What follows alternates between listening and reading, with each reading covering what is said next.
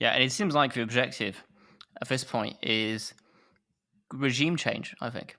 Putin seems to want a friendly neighboring regime to its west, and it doesn't seem like it will stop until it gets to Kiev at least.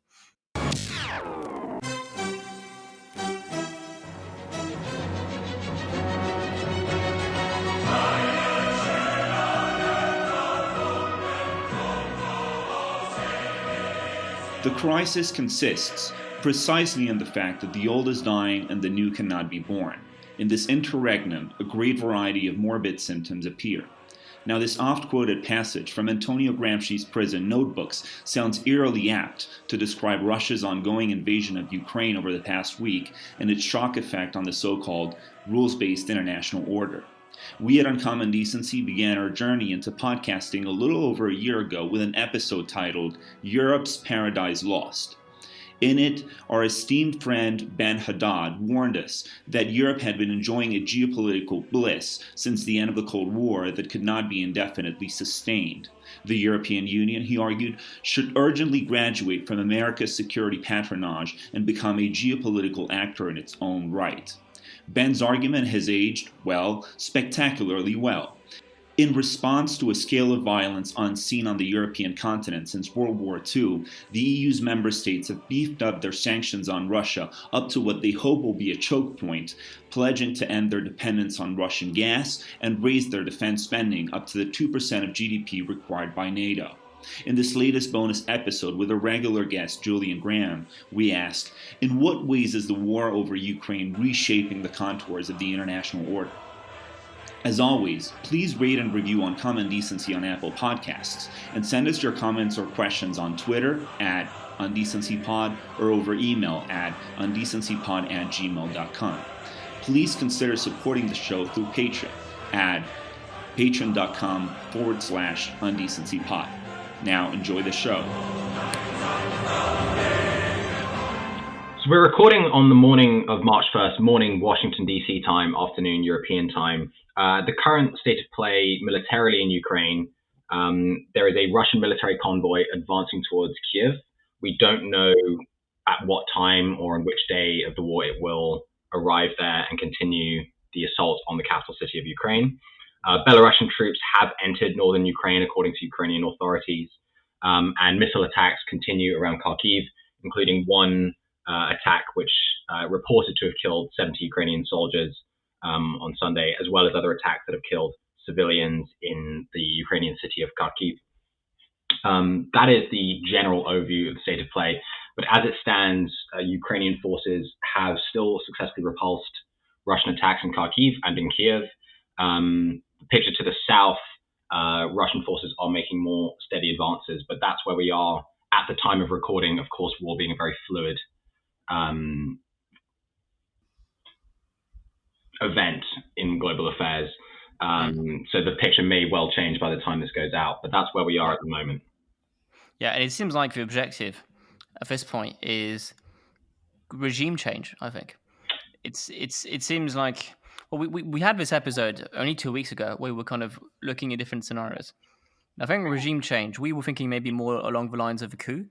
But regime change definitely seems to be like the preferred outcome. Putin seems to want a friendly neighboring regime to its west, and it doesn't seem like it will stop until it gets to Kiev at least. And especially with the rallying figure that Zelensky has become, there's no possibility of Putin and Zelensky coexisting alongside one another, or at least from a Russian perspective, there's no possibility of that happening. But there's a dual front here. There's a military front, but there's also a diplomatic front. Negotiations have been ongoing between Russia and Ukraine over the past few days. Yeah, and you know, one of the difficulties in kind of tracking the progress of these diplomatic negotiations that have been unfolding, I think, in Minsk, the capital of Belarus, over the last couple of days. In fact, the latest kind of wire that I was reading about from the New York Times said that the delegations returned to their respective capitals, Kiev and Moscow, with no clear progress made on resolving the situation. But one of the difficulties in tracking that progress is that Russia is so on one hand, Russia will demand all the things that we already know. Obviously, that NATO retreats from the former Soviet sphere of influence, and that Ukraine becomes a neutral, so that Ukraine essentially gives up the prospect of ever joining NATO. But that is also, with that comes another set of demands, which Russia says we want to denazify Ukraine. We want to replace this Ukrainian nationalistic government with one that is going to be more pliable to Russian interest in the image of say, Belarus, for instance. But I think that's going to be a really huge bone of contention in these negotiations, is that Russia, as you've just described, is brazenly seeking regime change in a neighboring country that is a sovereign democracy. So I think it strikes me that Putin has started believing his own propaganda, I think, to some extent. Because we talked a lot very early on about, he wrote this very long essay about how Ukraine and Russia were brotherly countries that had a common history, and they were basically separated by the anomalies of history.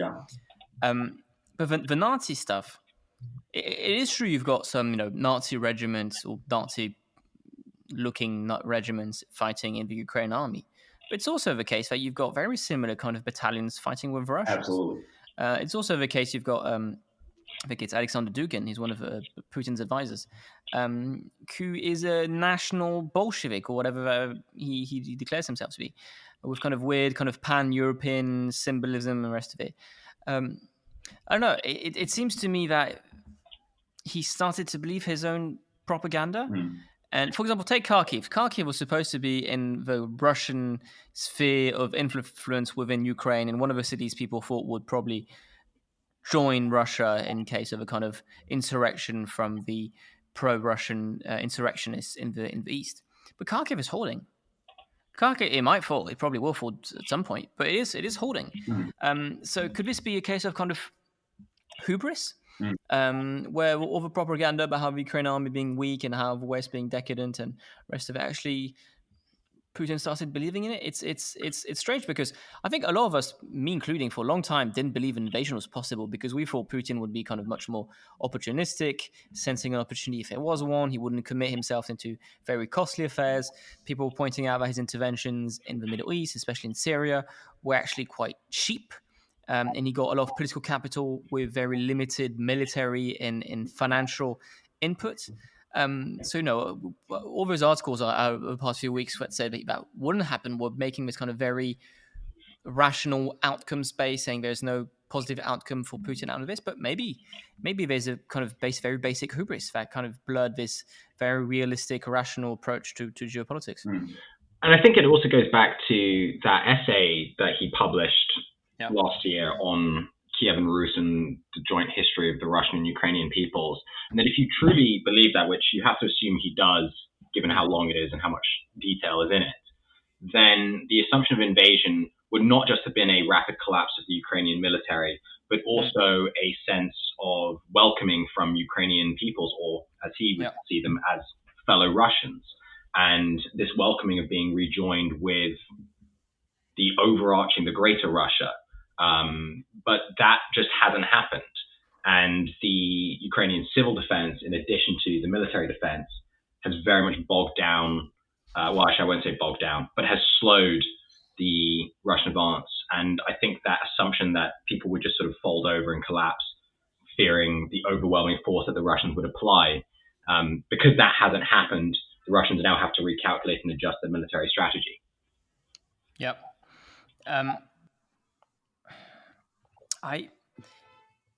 I want to be careful while using the parallel with Iraq, the war in Iraq. But I was reading this tremendous article the other day by this blog calling The Scholar's Stage. The article is called Pausing at the Precipice. And essentially saying that we see politics mainly as driven by kind of realistic, national actor focused models, and we think these things are not going to happen. And actually a lot of it is actually driven by values. It's actually a lot of it is driven by doing what feels right in the right circumstance. And what Putin has been saying about Ukraine and Russia being brotherly countries, this is nothing new. Jorge will remember this, but in our conversation with Michael Kimmage and Vlad Davidson, we talked about this very famous author, Solzhenitsyn, who wrote this book in 1990, Yeah. which was called Rebuilding Russia, in which he said, the empire is lost. We need to abandon the Soviet Empire. However, Ukraine is different. Mm. Ukraine is something we've got a very strong tie with, and we should really build to create this kind of long-term partnership with the Ukraine. So the reason I'm bringing this up is because I don't think Putin is in the minority in arguing this. I think a lot of Russians will agree with Putin that the two countries need to be very close together, if not unified. The question is, and I think that's the leap many Russians probably didn't expect, is does that mean invasion? Does that mean body bags? Does that because apparently the casualties are pretty sizable. We're talking about thousands of people already, and I think a lot of Russians probably did not expect that leap, and that's where the hubris might have played in. I'm not sure Russian public opinion was prepared, and even a propaganda war within Russia. A lot of kind of big YouTubers and influencers, accounts with millions of followers, have been saying no to war. The famous tennis player, which I forget because I don't follow tennis enough, singing no to war on a camera after winning. And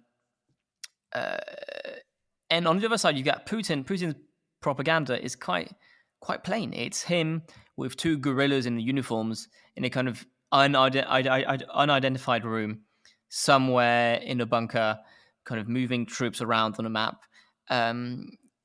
Contrast this with a kind of very emotional and powerful propaganda coming from the Ukrainian side.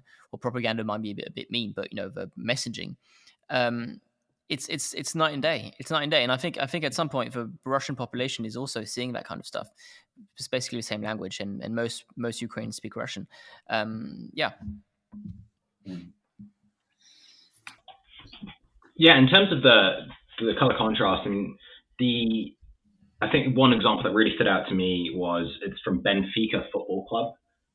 Their captain is also the Ukrainian football team captain. And when he took the field on, I want to say Sunday, the entire stadium took to their feet and were waving Ukrainian flags. And that sort of emotional response has really fed not just some of President Zelensky's appeals to European leaders, but also the humanitarian efforts. I'm speaking to you from Washington, D.C. One of our most famous residents and chefs, Jose Andres, has flown over to refugee camps on the northwestern part of the country to supply food for people escaping the conflict. And the massive donations that are coming in around the world, we're seeing celebrities promising to match donations to different humanitarian organizations. The globalization of that appeal for the Ukrainian people and for Ukraine is something that Putin can't match because, and I think in a large sense, the US and countries in Europe have done so much work to outline how Putin is trying to take Russia to war against Ukraine, rather than this being a sort of provoked assault. They spent so much time saying there's going to be a false case for an invasion. They spent so much time laying the groundwork for people to expect a Russian invasion that the upsurge in popular support for Ukraine has really meant that they've been sort of winning the information war aspect of this conflict. Yeah.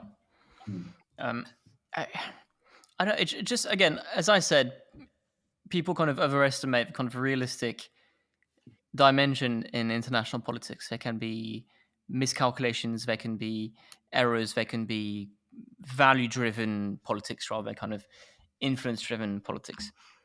But at this point, it feels like even if Putin manages to win militarily, which we'll go back into, it seems like it's a complicated picture.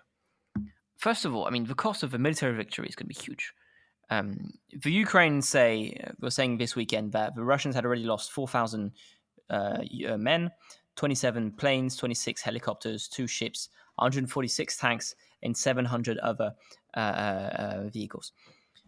This is quite costly, But then let's say they somehow manage to cut their losses and manage to break through somewhere, and maybe in the south or something, and threaten supply lines and threaten Kiev, and then the situation is lost and Ukraine has decided to fold. Then what next? There's a scenario in which he decides to occupy the entire country, which I don't think is feasible. I don't think he realistically believes that. If there'd be resistance coming from every corner, it'd be just impossible. So the option would be maybe just fall back to Donbass, Luhansk, Crimea, of course, have some kind of a land bridge between Crimea and Luhansk and Donetsk. That's still quite costly, but it's kind of more friendly population, and put a friendly government in Ukraine. But if one thing has shown us throughout history, and especially in Afghanistan, is a fragile foreign-imposed regime will need foreign backup time and time and time. We saw that in Vietnam and Afghanistan. So then you end up not really occupying, but still having to do the heavy lifting because you'll need to spend troops to defend your assets. And then the other issue is you're reinforcing the raison d'être of NATO. I mean, for many people, including for President Macron not too long ago, NATO was brain dead. Well, now all of a sudden we have Putin has provided a brain surgery to NATO. The raison d'être for NATO has become very clear again. There's a clear threat to the east. Then on top of that, we've got Russia being completely isolated. I think even China is a bit uncomfortable with the whole situation. I saw even the Taliban's condemned the offensive. Taliban said that they need to find diplomatic means between Ukraine and Russia. So you've got that. And on top of that, I think, which is something I really can't speculate too much, but this is personally for Putin very dangerous. He had a very set situation where he was in control of all the levers of influence. If this goes wrong, you could maybe not see a kind of popular uprising. I don't think that's feasible, but you could see a palace coup very easily.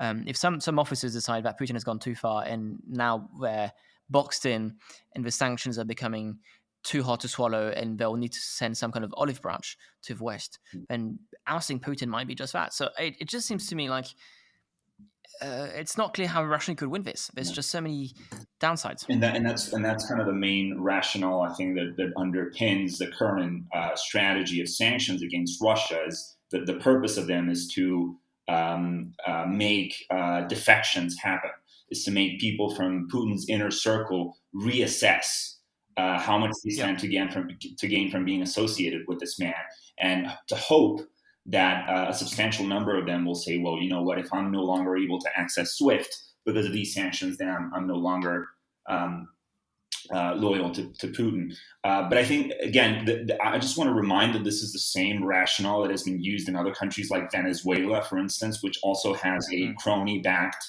kind of far-left government that is a rogue regime in many ways. And it hasn't happened. Even though Venezuela is subject to the toughest sanctions regime of perhaps any country in the world except for North Korea, the government of Nicolas Maduro remains in place. So I'm not entirely sure. I mean, and then the most frustrating thing, and this kind of really takes us deep into the issue of sanctions, the most frustrating thing to me in the first few days after the invasion last Thursday was that countries within the EU were reticent to sanction Russia economically in significant ways. I mean, Italy and Hungary, I think, were the two holdouts, holdouts when it came to the SWIFT sanctions, and eventually they came around, and everyone has now agreed on this package. But I thought it was, and I think it kind of goes to show that how embedded Russian kleptocracy is in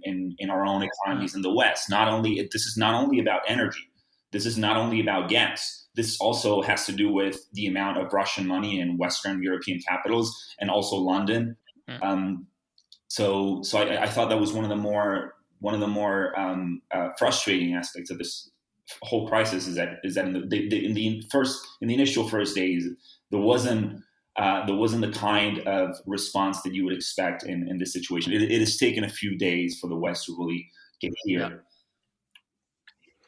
But I mean, the scale of it is huge, though. I mean, Julian, I think you probably have more to say than me about the sanctions, but a lot of it is unprecedented. Yes, this economic sanctions, it started off, at least from my perspective, and I think this goes to what you were saying, Jorge, as a bit of a drip. And then it became a bit of a heavy pour, and then it became a flood.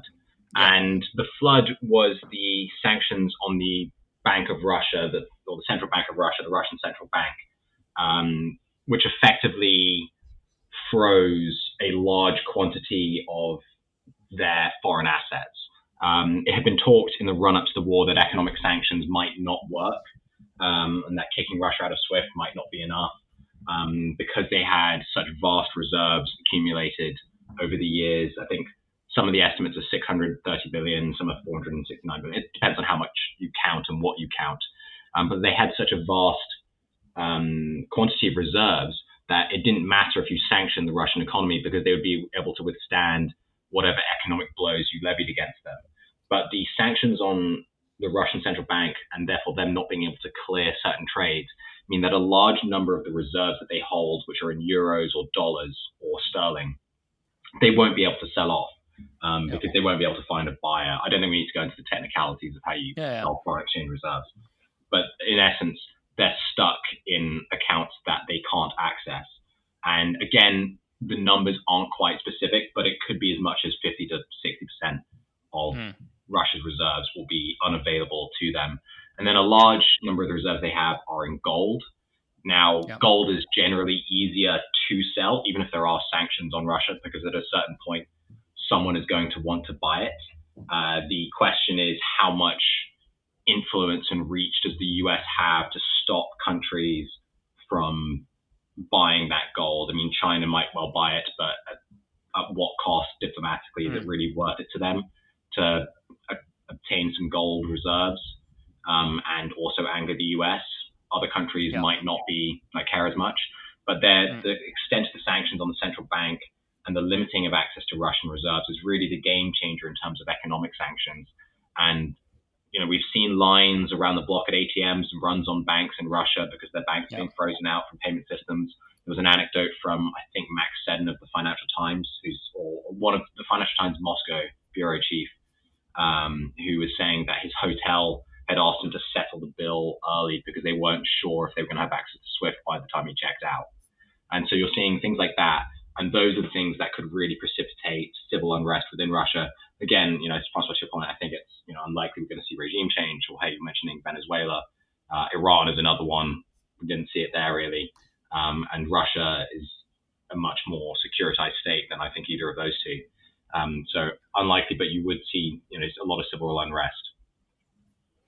And I want to take a step back from all of this. These sanctions have been unprecedented. There's also all the sporting sanctions. I think Russia is going to be expelled from the Qatar World Cup. There's a lot of kind of huge pressure. And I was talking to a South African the other day who was telling me before the apartheid probably has much to do with with South Africa being isolated from the international sporting community than with the kind of more traditional sanctions. But taking a step away from all this,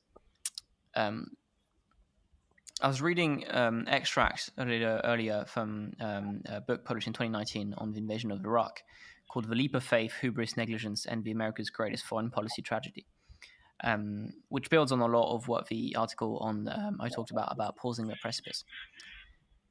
Talking about Iraq, he said, such an approach to arriving at judgments allow us to see the Iraq decision for what it was, a creeping feeling that a given course of action was the right one, based on the simple rules or convictions that were moralistic or normative than analytical. It feels right to sanction Russia. We feel like we have to do something. The question I'm asking is, are we underestimating the risk of larger escalation? We have been giving offensive weapons to the Ukrainians overnight. I'm not saying we shouldn't be doing that. But this is pretty brazen. This is pretty in the open. I think there's few precedents of openly arming another side. Since there's probably going to be a few big examples, but I'm thinking of the United States during World War II giving weapons to the United Kingdom. Should we kind of take a moment to pause at all these things? And are we really doing this because we think it will end the invasion in Ukraine? It will maybe topple Putin? Or possibly are we doing this because we are swayed, and rightfully so, by kind of the emotional impact of all of this? Should we? I don't know. I'm not exactly sure how much how far I want to go with this.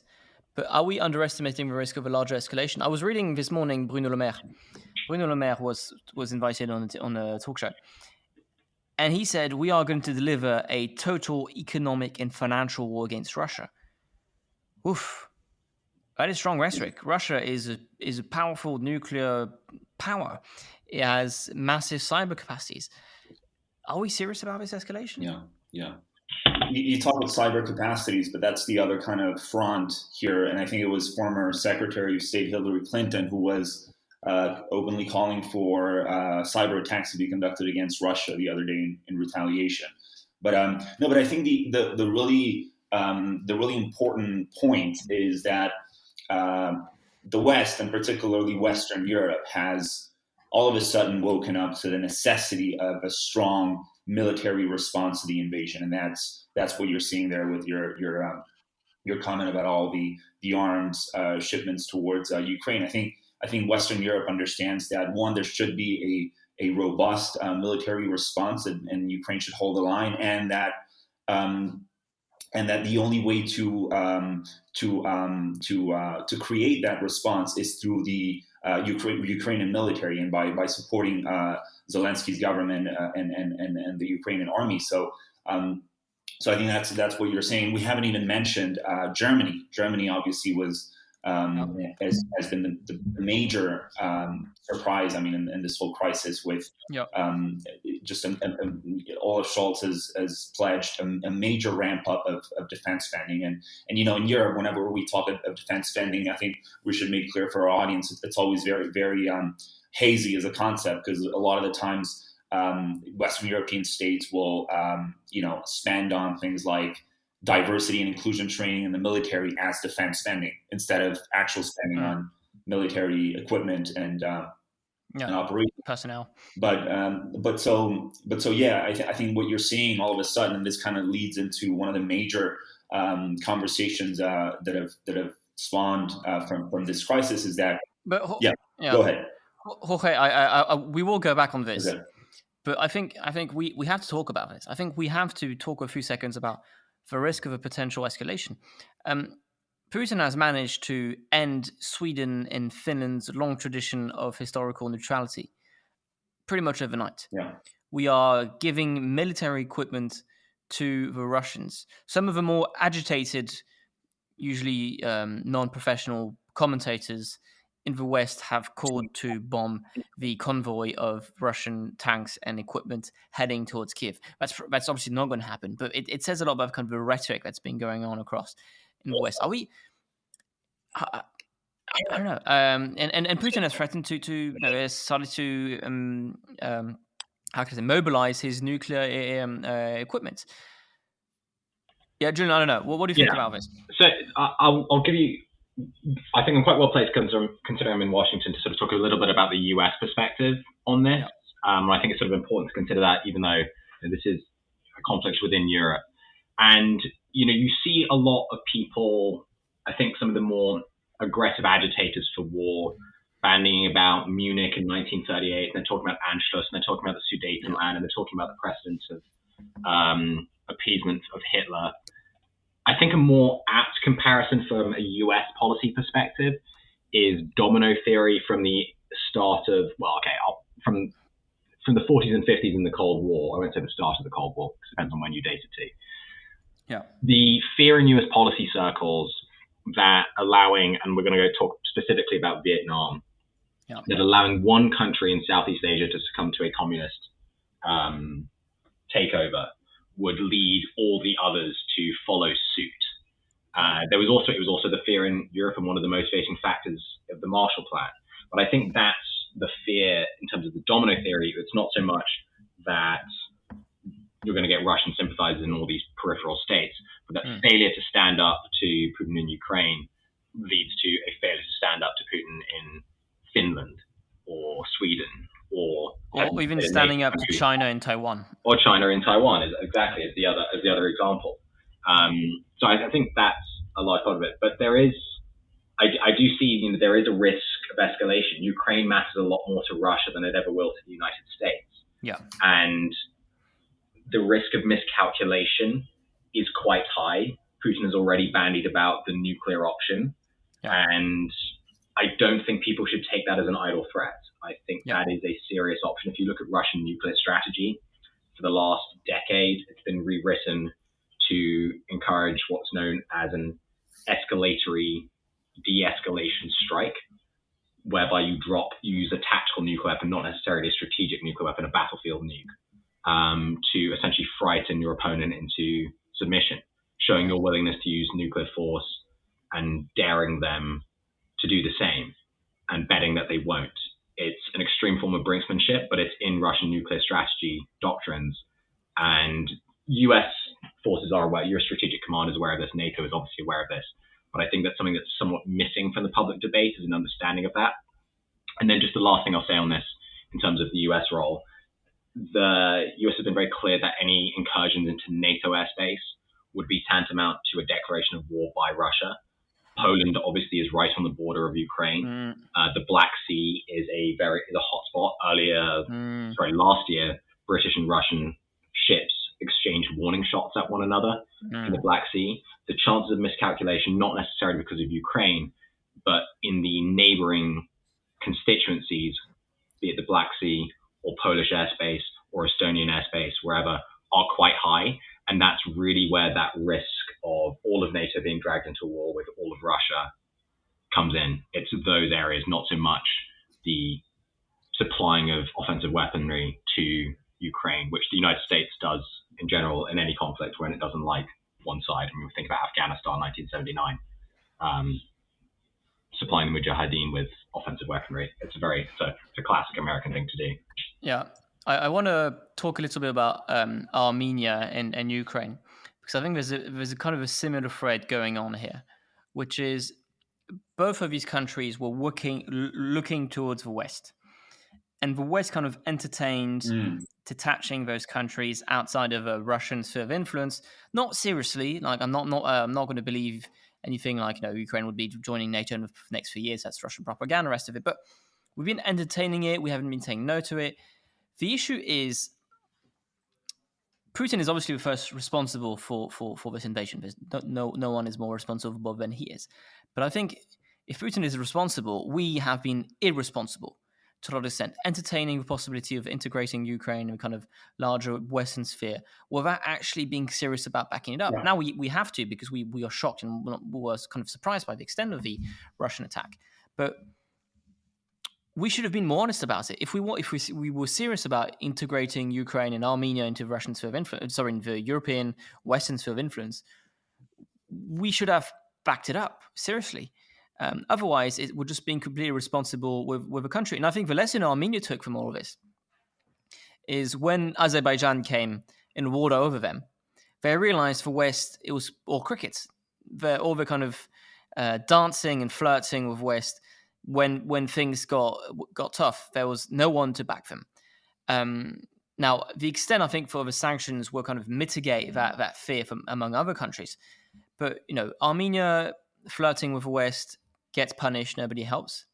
Ukraine flirts with the West, gets punished, and people help, but probably too late. This might be kind of a larger lesson that might be drawn, that the West is talking big game about liberal values and democracy, but it can't put its money where its mouth is. Yeah. It can't protect your security like Russia would, for example. But again, I think the so there certainly is an argument there that when through the 90s and the 2000s, when the West was essentially making these warrants or these essentially leaving the door open for Ukraine and other Eastern European countries to join NATO. It wasn't expecting. It just did not. We did not think that Russia could ever become such a revisionist rogue power. We trusted that economic interdependence between Russia and the rest of Europe was going to create was going to help us avert war. And so I think, whilst I understand what you're saying, Francois, that we weren't able to fully commit to this possibility. I mean, we're now able to commit to Ukraine's NATO accession now that it's been invaded. But I think we never really quite saw the trajectory of this new of Putin's Russia, this sort of very revanchist, revisionist power. We had totally overestimated. I mean, I was reading a piece on National Review this morning by I think Michael Brandon Doherty, who says that the single fact of geopolitics that has been most disproved by this crisis is the idea that trade leads to peace. That has been totally dispelled, because you are seeing Russia invade a country and essentially anathemize the entire West, which it depends on it, and the West depends on Russia. So the whole. I mean, but I understand your point. I understand your point that that we weren't. Yeah. No. I'm not saying that the West is responsible for this. I think we were not serious. We were dabbling about it and kind of flirting without thinking about the consequences. But I think this might change everything, though. This might be the moment where, especially the EU, takes its head out of the sand and stops being delusional about praising itself of being a vegetarian in a world of carnivores, thinking the future will only be vegetarians and carnivores are antiquated beasts that will progressively disappear from the sphere of the earth. Pacifism is not a guarantee of peace. Pacifism is not committing to defend yourself or your interest around you, but it does not mean you're guaranteeing peace. Again, we're going to use all the II analogies, but France was pacifist in the 1930s. That did not stop a war down the road. The question I have is, we saw the Germans have committed 100 billion to a special assets for defense. They want to increase their defense spending massively. I think they will reach their 2% spending after years of being well under that. It's been a long time since we've been saying the return of history. Europeans have to understand now that we're living in a different world. I think Trump, kind of moved the conversation a little bit by being not so friendly to Europeans. Afghanistan was a bit of a wake-up call that America wasn't all-powerful. I don't know. Do you feel that this is the transformative moment that the EU needed about its foreign policy? I think in many ways, yes, because I think a long-standing complaint in British circles, except for the ones with financial connections to Moscow, has been that Europe hasn't really accepted the fact that Russia is a bad actor and a menacing threat. And you see this in British and American attitudes towards Nord Stream 2. You hear it in conversations when people talk about Germany's Ostpolitik. When Merkel left office, a lot of sort of US foreign policy people were secretly gleeful because they felt that they would get someone who was tougher on Russia. And then Olaf Scholz came along and their hopes were not quite lived up to. But yep. I think it very much is a transformative moment for Europe in that the EU prides itself in many ways as being something that brings peace to the continent after a century of bloody war. But if you look at the periphery and the surrounding areas, it's nothing but conflict. Yep. And now that conflict is right on the border yep. in a war that Europe hasn't seen in a long time. Yep. And that compels you to rethink your strategy. It compels you to rethink the way you approach the world and your neighbors. And the EU has been very lax in terms of its protocols of accession. Thinking about the Balkans right now, North Macedonia agreeing to change its name in order to get access to the European Union, and then suddenly it's blocked. Bosnia is currently facing a lot of strife. That could break out into conflict. EU membership would be critical to some of these countries, but membership and expansion has very much stalled. And maybe this is what the EU needs to repurpose and rediscover its project of bringing peace to the region through closer integration and absorption to some of the systems that the EU has to offer. Yeah, the question I have is what shape is this kind of... Because I think the consensus is there is going to be a before and after this, and we will realize, Europeans will realize they can't take defense lightly, that the dividends of peace are well over. The question is, what shape will this take? Will this take a kind of European effort to build itself as a strong, independent, autonomous, strategic actor along the lines of what we saw, in Macron's speeches? Or will this, on the contrary, be a much more kind of NATO focused? We need to make sure America stays within Europe, because the moment America leaves Europe, we cannot stand up for our own defense. These obviously are completely contradictory options, but to some extent, it is a strategic vision of what the EU wants to be. I was actually quite struck to see many countries over the past few days saying, countries you wouldn't expect to support Macron's ideas, but like Hungary, for example, saying there is some truth in the concept of strategic autonomy we need to kind of look into. It's not clear what lessons Europeans are going to draw. First of all, I think a lot of countries will feel pretty vindicated. For a long time, Poland and other Eastern European countries were, banging their drums against about Russia, being really hardline against Russia. And to be fair, most people, including myself, thought they were a bit hawkish and gun-ho about this, and kind of stuck in fighting all the historical battles. Now I think they're very much vindicated. But the Poles, for example, have always been strong partisans of a strong involvement of NATO in Europe. They've never been a fan of the idea of strategic autonomy, because they don't believe the French and other proponents of this idea have the hardware to back up this grand rhetoric. Yeah. And essentially, they don't believe that Europe can replace America. Because I think my only issue with your question, Francois, is that I would ideally like to see both outcomes. I would like to ideally see NATO ramp up its capabilities by having all of its underspending states, jack up their defense spending up to 2%.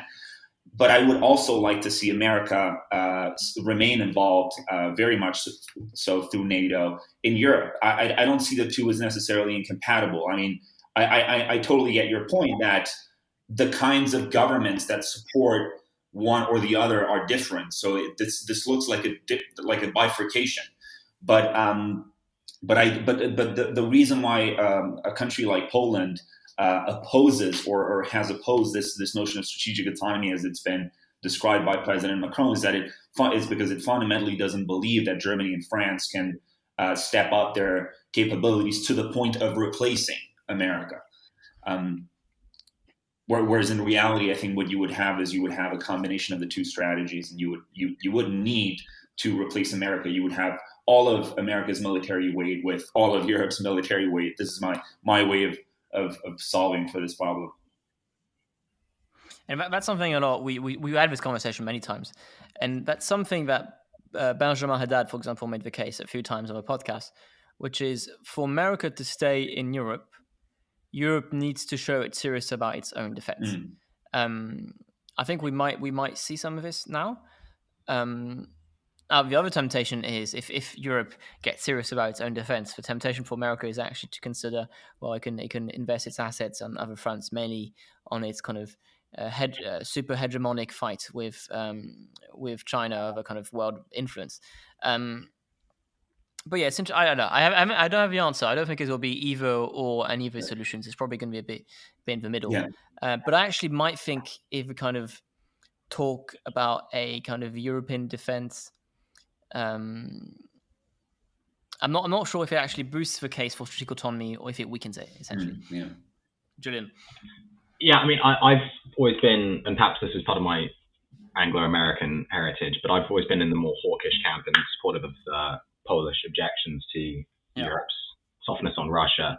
And sort of looking at the 2% chart right now, I'm just going to list off a few names. Greece, the United States, Croatia, the United Kingdom, Estonia, Latvia, Poland, Lithuania, Romania, France. Those are the countries that in 2021 spent more than 2% of their GDP on defense. And you notice right there in the middle, Estonia, Latvia, Poland, Lithuania, Romania, all ones that face the menace of Russian threat. And I think... Julian, before you go on, just one quirk. The main reason France made it to 2% is because the GDP dropped so massively with COVID, but we made it to 2%, but yeah. Hey, accountants are very creative. I think it's looking at that, I think it's more likely to be a NATO mission. NATO is getting a new Secretary General later this year. Jens Stoltenberg is stepping down in October or November to go run a central bank.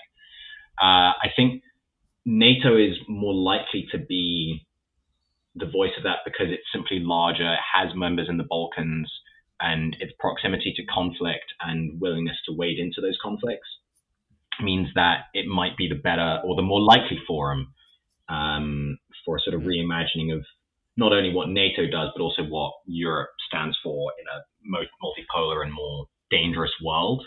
I think the pushes to strategic autonomy, given the way the EU functions, it's going to be slower and more deliberate, whereas at least with NATO, you can increase your spending. US defense contractors are always looking for a new contractor supply weaponry to, and the amount of investments the US has made and the size of the investments the US has made in next level defense technology, they'd be willing to share those with NATO partners, especially those on the periphery of potential conflicts with Russia. So, and I think to your point, Jorge, of the US doing both, the strategy during the Cold War was this notion of fighting a two-front war successfully, one in Asia and one in Europe.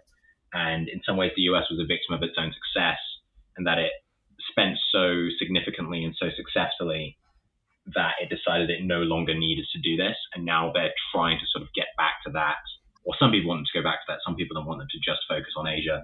But I think the reality is that you'll see the US, not in terms of troop numbers, but in terms of the way it deploys its assets strategically across the globe, a strong naval presence in Asia, but maybe more of the ground forces in Europe, because as the saying goes, you don't want to fight a land war in Asia.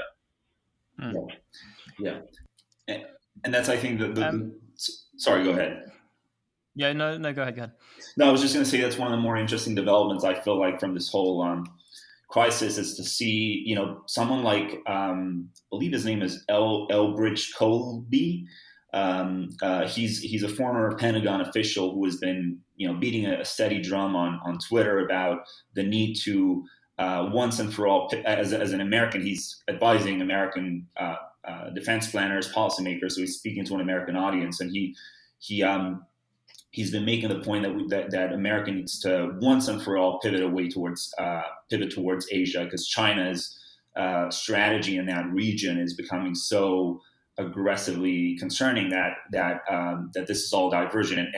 And this was the kind of the hook in an op-ed that the New York Times published on I believe Friday, so the day after the invasion, where they said the ability to do what 3 consecutive presidents have pledged to do, namely to pivot, to disentangle America away from Europe and towards Asia, has been severely undercut once again.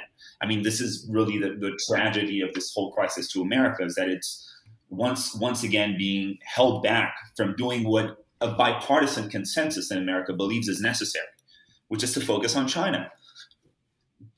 So that's being the global hegemon is very difficult. Everything pulls you in another direction. I mean, at first it was Obama, was trying to pivot to Asia and then being dragged back into the Middle East because of ISIS. You're always being pulled in different directions. Yeah.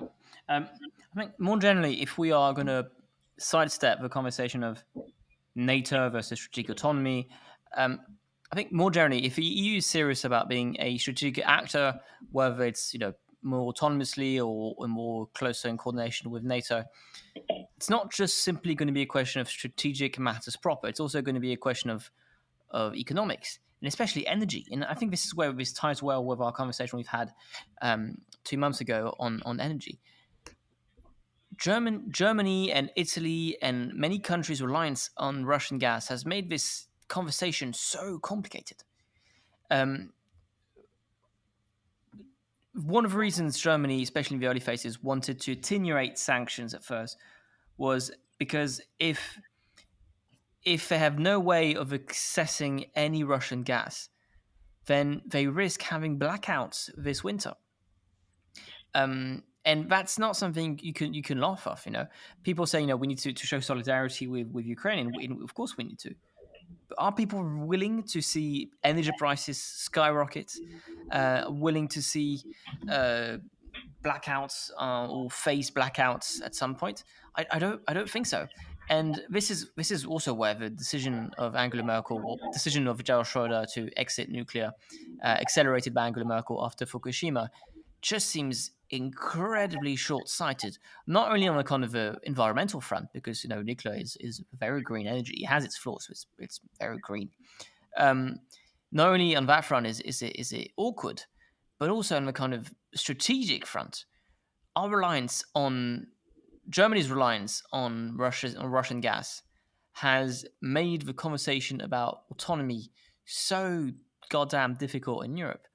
Um, and I think it's not just simply saying we are going to spend because you can spend 100 billion on defense. First of all, it does not guarantee you're going to have a good army anytime soon. There's a question of tradition, of experience, of building it up. It's not going to happen overnight. It's not because you spend 2% that you've got a decent army. It's much more complicated than that. And I think British and French defense spending are comparable, but for French armies in a much better state than the British army operationally, because it's been fighting a lot of war and has a lot of experience in Africa, especially. Um, we need to have kind of a change in mindset, which is not simply strategic military matter, but kind of economics. Being less naive about when we talk about kind of matters of globalization, and it's a more profound mindset than just thinking simply, oh, war is our doorstep, so we need to rearm ourselves. Yeah, and that's a crucial point, Francois, that really gets missed in the conversation on defense, especially in Europe, which I believe America has a better kind of framing of this question. When we talk as you said, when we talk about defense, we shouldn't be exclusively focused on top line levels of spending, right? What share of national GDP is spent every year on defense? We shouldn't even be focused on what gross amount is spent on defense. We should have a much more outcomes oriented defense policy where how much money is spent on defense is ultimately assessed on the strength of those investments and what difference they make to your military. I mean, as you said, it does no good to spend 2% of GDP if that 2% is spent on things that are they're not connected to operationally bringing bringing an army to front. I mean, you need to focus on. So that's why I think increasingly in America there's been a conversation about not just defense spending, but smart defense spending. It should be however much money we spend every year, it should be spent in a way that considerably improves upon the capabilities that exist.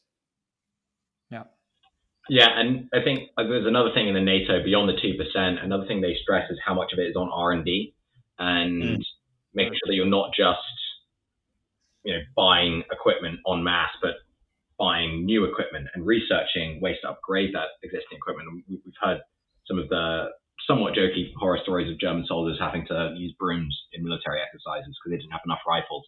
But it's not enough to just simply buy however many thousands of rifles you need. You actually need to be doing the research and spending into next level defense technology and 21st century defense technology.